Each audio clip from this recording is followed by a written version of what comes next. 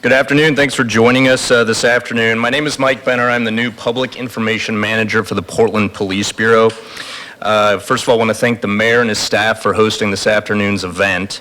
I want to just pass along a reminder to silence your phones so we can hear the speakers. We'll be starting with Portland Police Chief Chuck Lovell, followed by Mayor Ted Wheeler, and then Bob Day will also be speaking. We will do some Q&A following the event, and also we ask that you stay on topic, and the mayor has agreed to stick around for any follow-ups on other topics after.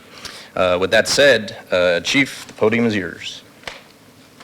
Thank you, Mike. Good afternoon, everyone. Thank you for coming. And today I wanted to make an announcement.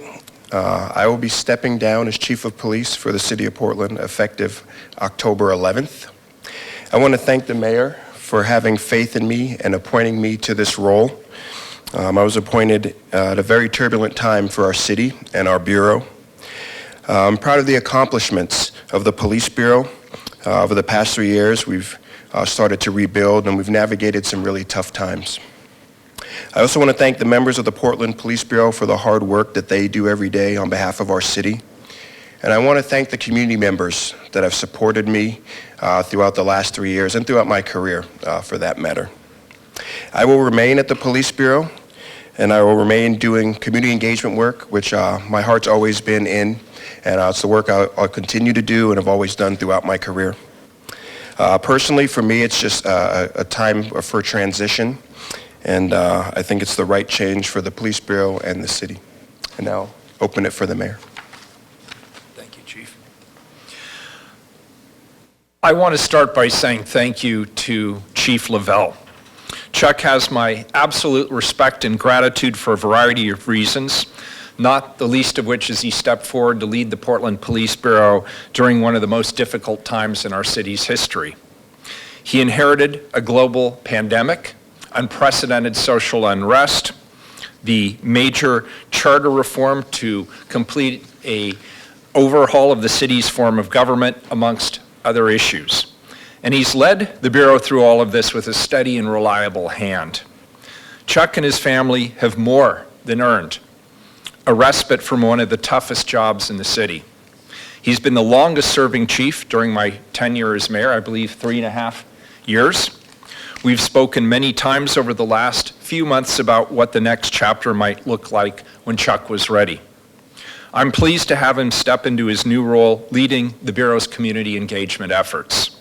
Chuck's knowledge, compassion, and innate talent for developing relationships will serve the community and the Bureau very well.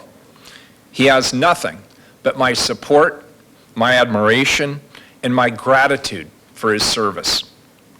As I noted last week, we stand on the precipice of a complete overhaul of our city's government, and I take very seriously my responsibility to deliver a functional city to the new mayor and the new city council. With a little over a year left before that handoff takes place, I've decided the best path forward is to appoint an interim chief to take the reins and preserve the incoming mayor's right to recruit and appoint a long-term police chief in 2025. To be done correctly, experience shows us that a full recruitment would take the better part of a year, and it should be aligned with the new mayor's priorities and the community's and with the community's involvement. Fortunately, I can confidently say that I've selected an interim chief who's an experienced leader who knows the Bureau inside and out, having worked in a wide variety of roles at the Portland Police Bureau over a number of years. Someone who understands the importance of our work with the Department of Justice, as well as the need to collaborate with our community to guide an effective police bureau. And somebody who is well-versed regarding not only our city's history, but also its current reality amidst gun violence, homelessness, and behavioral health issues. Bob Day is uniquely qualified to step into this role on day one. Like Chuck, Bob is stepping forward at a very critical and difficult time in history. I've known Bob for many years, and I have no doubt that he can see the Bureau through this pivotal stage in our history. Bob, I want to thank you for your service and for your commitment not only to the Portland Police Bureau, but to the city as well. And with that, I'd like to now welcome Bob to say a few words. Thanks for being here. Thanks, Mayor. Thanks, Chuck. Good afternoon. Thank you, Mayor. Thank you for your service. Thank you for your confidence in me. Thank you for your sacrifice. When my wife Lauren and I were talking about why I would want to come out of retirement, take on this challenge, working closely with the mayor and his commitment to the next 16 months or so of transition was one of those pivotal reasons. I believe in his desire to see the city be successful, and I think there's true opportunity to see that happen. Another thing that excites me is this decision by Chuck to step aside allows for Chuck and I to continue to work together. We've been friends going back many years as he came on the organization after I'd been on for a long time. Chuck was instrumental in a real pivotal change in my understanding around community engagement, particularly around race and African American police relations. In fact, this morning I was reminded in the early 2000s, Chuck gave me this book, Courageous Conversations About Race. At the time, he was an SRO at Jefferson High School. I was a command officer, but I would come to him and ask for some insight and some understanding and some of the history and the challenges. And he sought out this book that was being used as part of the curriculum in the school at the time, got an extra copy, brought it to me. I still have the note on the front, addressing me by my proper title, encouraging me to take a look at it. Sincerely, Chuck. That's the friendship and the relationship that we have going back almost 20 years. I value him, respect him, and the opportunity for us to step into this space together is really exciting to me. So thank you, Chuck, for your service and sacrifice this time as well. In the early 90s, I was part of the Mounted Patrol Unit. It was a great job, a crazy endeavor to put a horse in downtown Portland, but a great job. And at the time, there was a sergeant who'd been in the unit for many years by the name of Dave Poole. And you might remember that the Mounted Patrol Unit used to be located at Northwest 9th and Lovejoy on the north end of town, which of course looks incredibly different today. But back in those days, we'd get on our horse and we would ride south into the city. Now, I was a young patrol officer, and my mind was simply around enforcement, and the challenge of trying to catch people doing things illegally from horseback really was just too tempting to resist. How could you not see the red-headed, fully dressed uniform on a 1,000-pound brown animal clippity-clopping down the sidewalk and not get away? But I was focused and determined to make sure that I was an effective police officer in the area of enforcement. And so I would ride into Old Town, a natural transition point, and I would focus on making drug arrests. And I had some success. Dave Poole had been in the unit for many years as an officer. He was my sergeant. And Dave used to come farther into downtown, and he would go to O'Brien Square, or he would go to Pioneer Square, and he would sit on his horse and for hours talk to the young people. It was a common hangout place back then, and many of the kids who were seeking services downtown would hang out either at Pioneer Square or O'Brien Square. I was in my 20s. I had no patience or tolerance for those conversations. I'd had a duty to sworn to protect and serve, and I was going to make arrests, and that's what I was doing.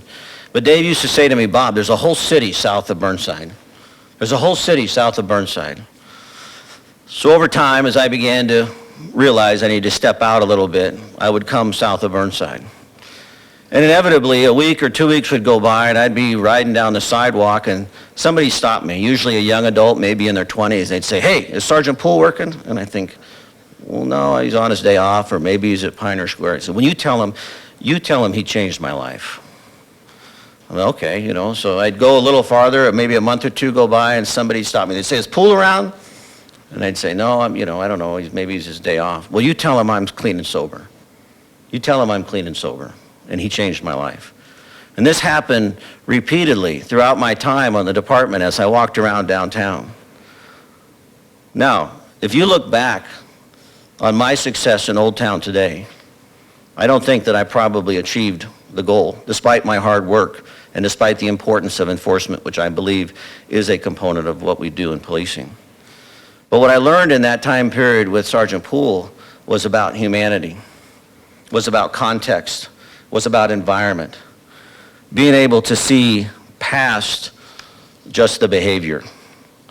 And that's something that I've tried to embody throughout my career and clearly has become a priority for me since I retired 4 years ago as I've stepped into multiple places.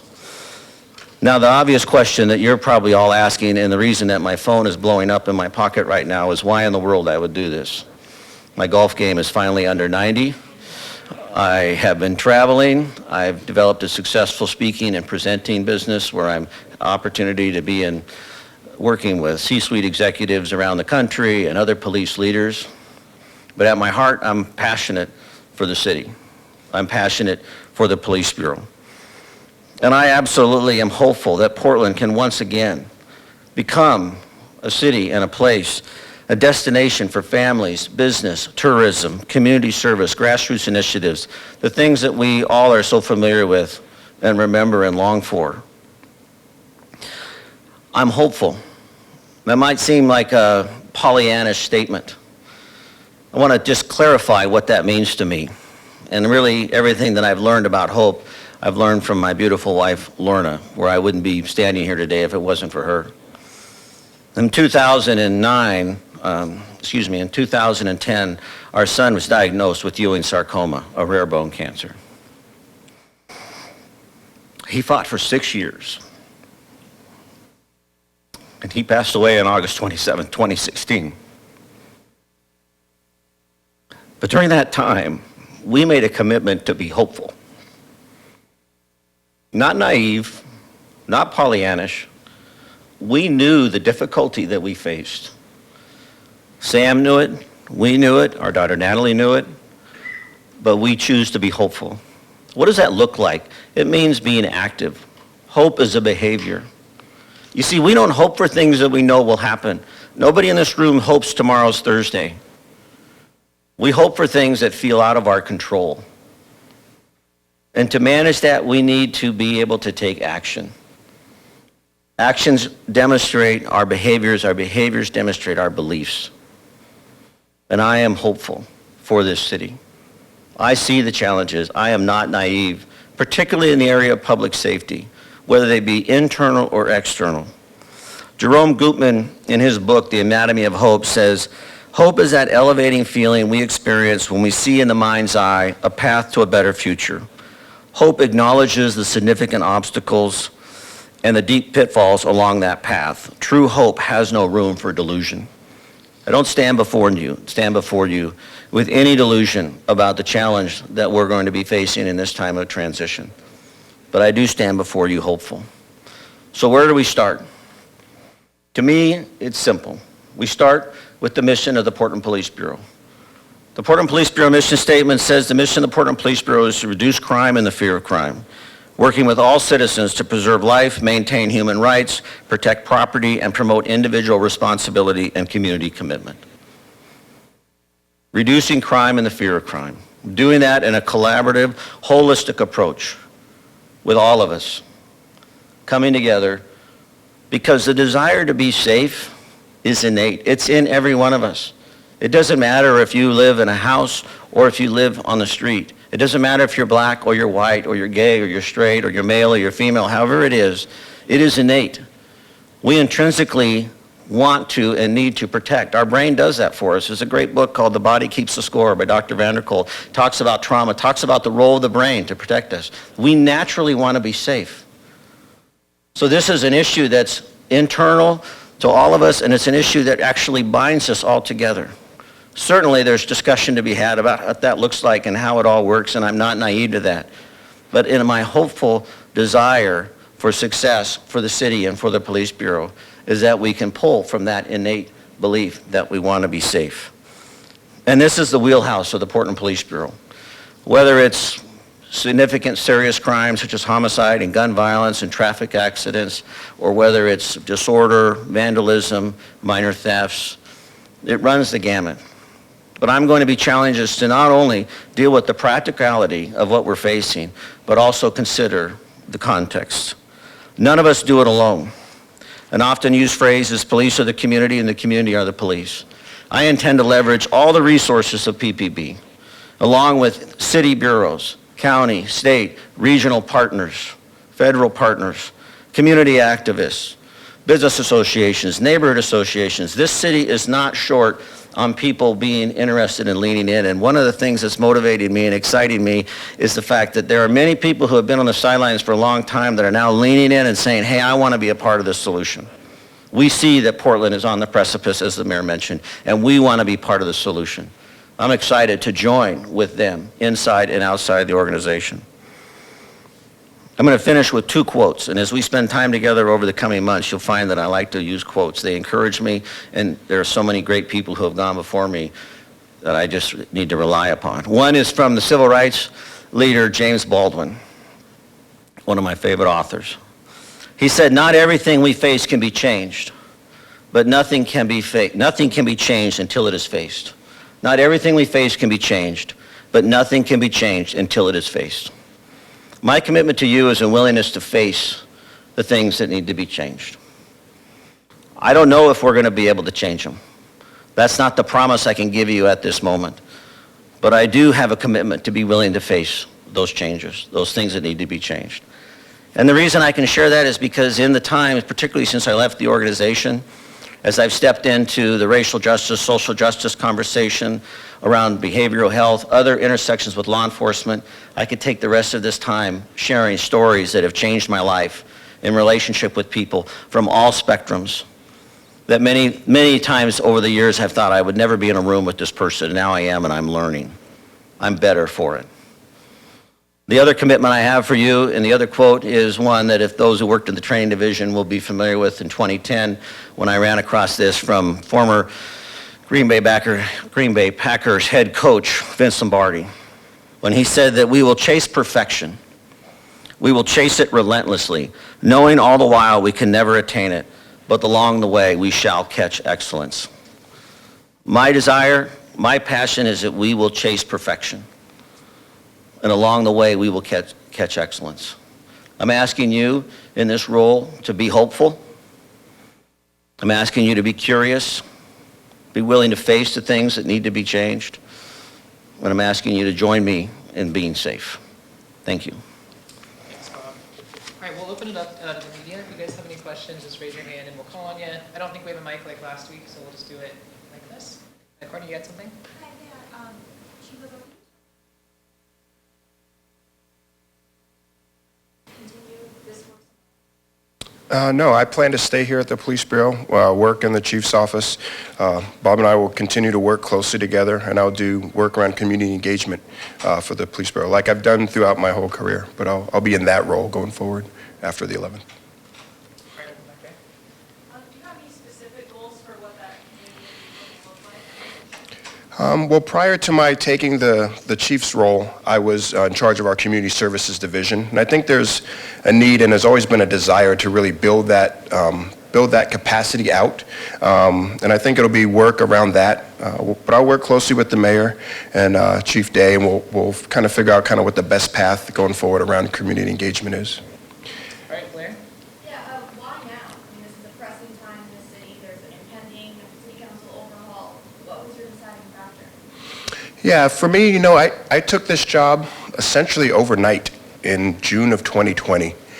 And I always knew that I wasn't going to do it for the 7 years remaining I had in my career. So I think it's always been a question of when is the right time. And I think for me, with the mayor's decision not to seek re-election, it gives you a point in time where it's probably wise to reflect and see kind of where you're at. And for me, I just felt like it was time. And like you said, there are a lot of important things going on in this city right now. And I think when you start feeling that way, then it probably is time. What progress do you feel you were able to make in the last 3 years? The last 3 years have been challenging. I don't have to tell anyone in this room what the last 3 years have been like, particularly the first 2. But there's a great many good things that have happened at the Police Bureau and continue to happen today.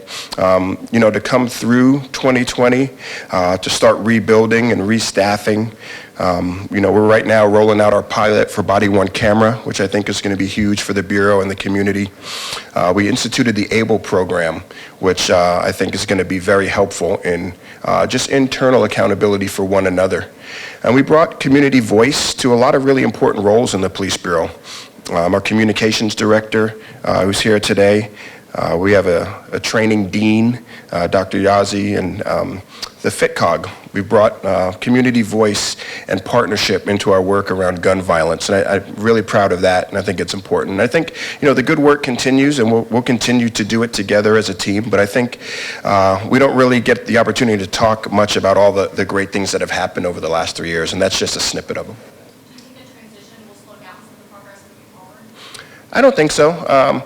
I'll work very closely with Chief Day. We've worked together extensively throughout my career. We're at Northeast Precinct together. We're on the crisis negotiation team together. We're in the Chief's office together.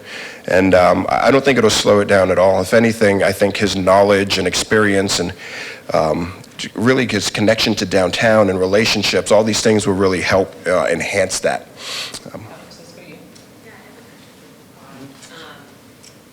You mentioned that the willingness to face things that need to be changed. I'm curious, what are some clear things you really need to address? Yeah, so the question is, what are some things that I think needs to be changed in addressing policing right now in the city of Portland? So I think we're on a track already around the staffing issue. There's an extensive conversation about the need for more people and more police officers, but I will tell you that there's never been a chief in the United States who's ever said, I got enough cops, I'm good, thanks. So part of it is, for me, is changing the mindset. We need to continue to recruit and continue to develop, and I'm a huge advocate, and I will certainly be happy to receive more support internally for the organization. But I really want to bring a mindset of, how do we manage and maximize the resources that we have in front of us? And once again, doing that in a way that is in conjunction with everyone else. Safety is interesting. It's an interesting mindset. My friend Ron Silver, he worked in the U.S. Attorney's Office, Civil Rights Division for a number of years. He said, we've used the police for a number of years to suppress problems that we didn't want to fix. And I really agree with that. We oftentimes defer to law enforcement, whereas safety is far bigger than the police. We know that safety is connected to clean water, to education, to housing, to employment, to well-marked safe streets, et cetera, et cetera. So I absolutely see and understand the importance and the role of policing in the public safety conversation, but I see this as a system. And I want us to be able to see this as a system versus trying to rely upon an individual or a single city bureau to address this. Great, Brandon? Mr. Day, do you think an interim chief can rebuild trust in police? Well, I'd like to think so.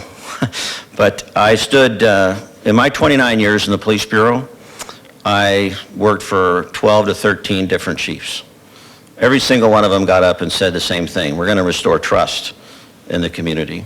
I think if you look at the changeover in chiefs in the last 3 years, most of the new chiefs say the same thing.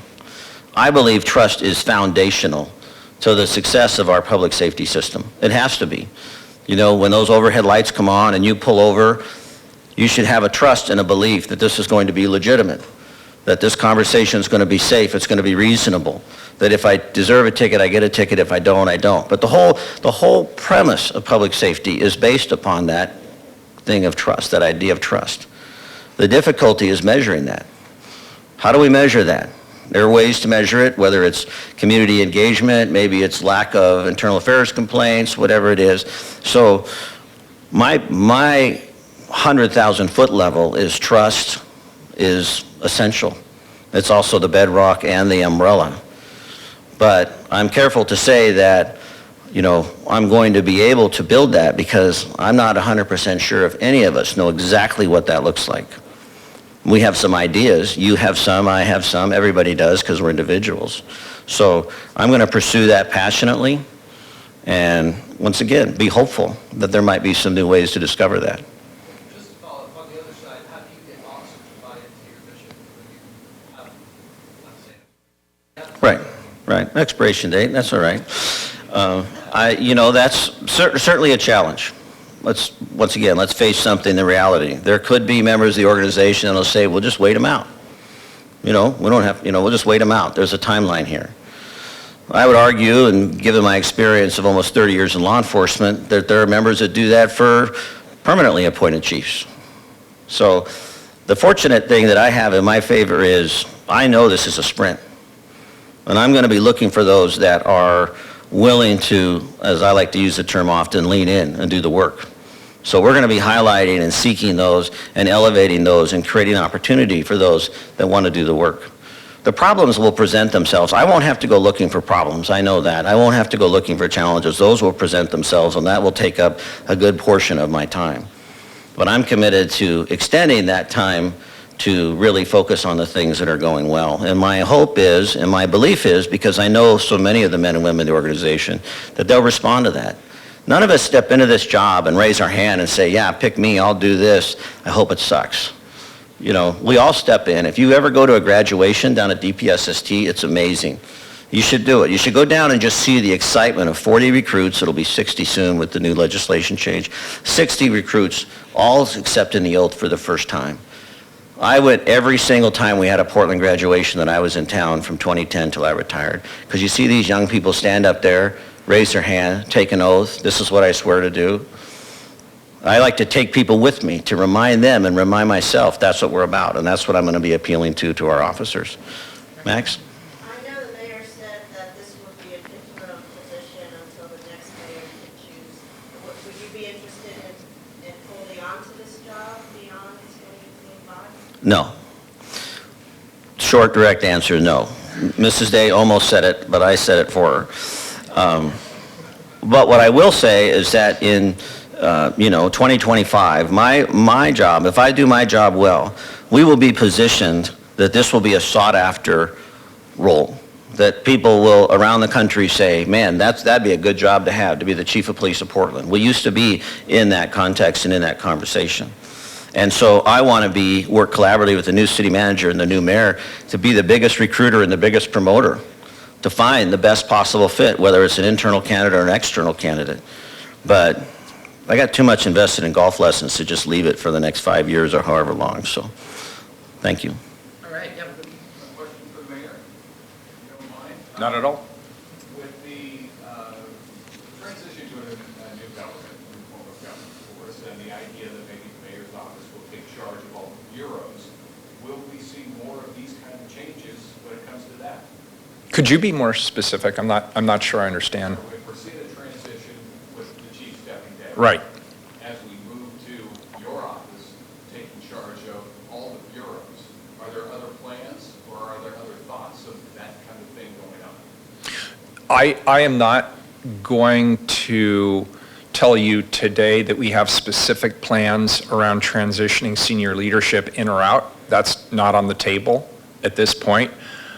This is a very specific circumstance related to the chief. But I will tell you, as we shift from the current commission form of government to the city administrator form of government, there will probably be some bureau directors and others who will decide it's a good time to transition out. But I can tell you, honestly, at this moment, I'm not aware of anybody who plans to transition out. I'd just be surprised if nobody did. Okay, and I apologize. No. That sounded rude. Was it? No, not at all. Yeah. This was a first step. No, this is completely separate from the new form of government decision. The only way that the transition from one form of government to another had an impact here was on my decision to not do a full search for a permanent replacement for Chuck Lovell, but to instead appoint an interim. By the time we get to 2025, we'll know exactly how the new form of government operates. We will be ready to do a turnkey with that form of government to the new mayor, the new city commissioners, and I believe, frankly, it'll be easier to recruit a full-time police chief, and also just given the time commitment when I appointed Chief Outlaw, Danielle Outlaw, to be police chief. That was after an exhaustive national search, and it took the better part of a year to conduct that search, putting out the notification, collecting the applications, engaging with community panels and others around the ultimate decision, vetting the finalist to make sure that there wasn't anything we needed to know about that hadn't been disclosed, better part of a year. And I think it would be very unfair for me to select a permanent chief for whoever the new mayor is. I think they need to pick their own public safety team. Thank you for the question. It's a good question. Thank you. All right, Yeah, sure. I'm curious, you said it will be easier to improve efficiency in the new form of government.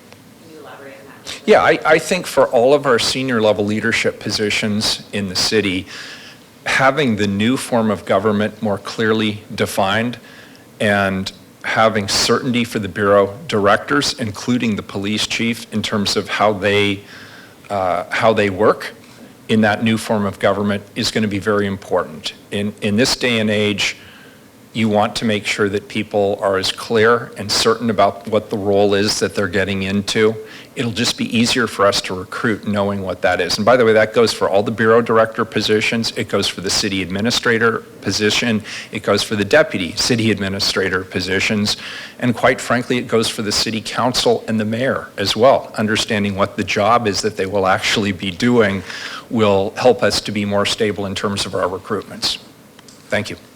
All right, let's wrap it up there. If there's no more questions, we got to get set up for afternoon council. If there's follow-up questions for Chief Lovell, for Bob, Mike Benner here, can take those. If you guys have any questions, just follow up to the PIO. And obviously, I can help out with yours. Yeah, I'll stick around, but I wanted Chuck to be able to get back to work and Bob to get back to his golf swing. Yeah.